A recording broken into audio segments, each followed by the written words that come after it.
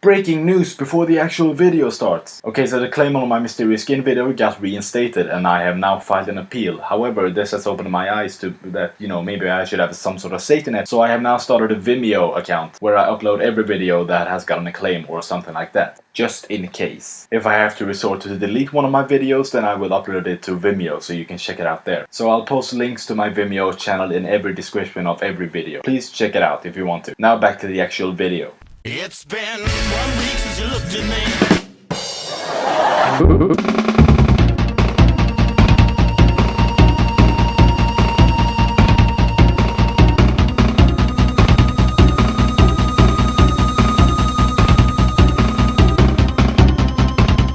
Awesome, sweet intro, huh? Hello, rad, dank, joint, security area. The year 2000. Directed by Chan-Wook.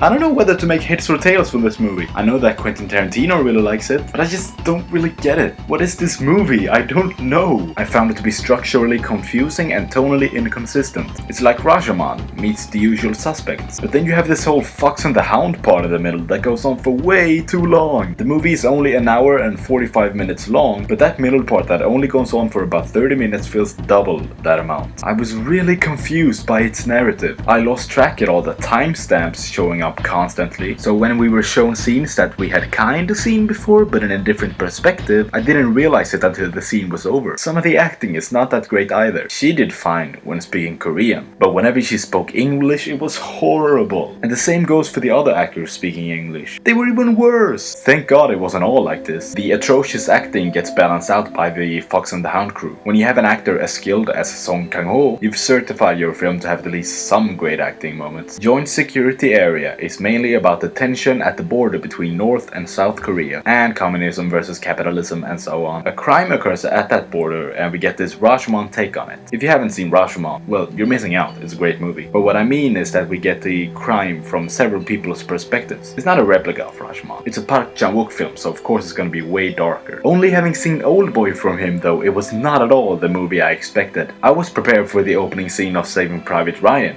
meets John Woo's bullet in the head. That's not to say it wasn't gory. It was just less gory than I was expecting. The last scene made no sense though. Yes, I'm gonna have to spoil the movie for you, so click on this annotation appearing in the middle of the screen. It'll jump to the part of the video when I'm finished spoiling it. Okay, so click it now. Do it.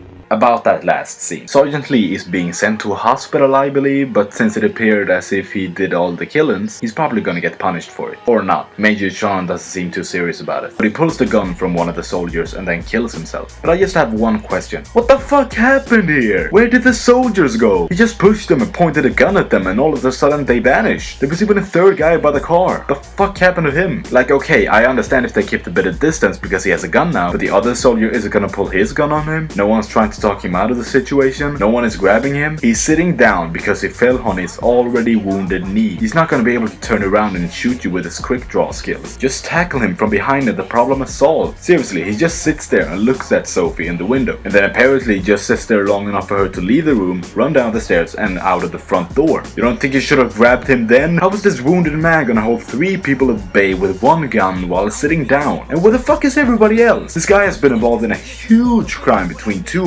hostile countries, and he only has 2 soldiers escorting him and that's it? No guards are placed at the entrance of the building, no guards are patrolling the perimeter. I'm not saying it's illogical that he commits suicide, but you couldn't have made some effort. It just felt like, alright, let's just end this movie now, I'm tired. So are there any positives about Joint Security Area? Some of the acting is great, as I've already mentioned. The story is at least interesting, even though the pacing is very off. It has interesting cinematography and stylization, and there are some great scenes. But this is not a movie I think that everyone needs to watch. You can skip out on it and you won't be missing that much. I'd recommend that you watch Oldboy, Rashomon or The Usual Suspects instead. But if it looks interesting to you, then of course you should check it out. I'm gonna stop talking now because I have another small surprise for you. Don't I, Emil? Yes, I do. I'm just gonna cut to the chase. I'm adding another name to the bowl.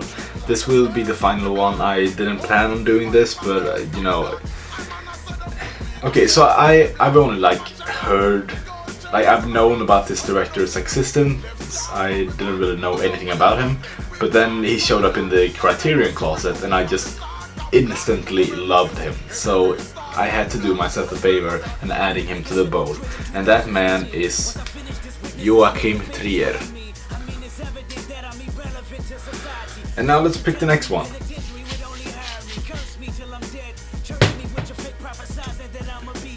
Oh, first female director.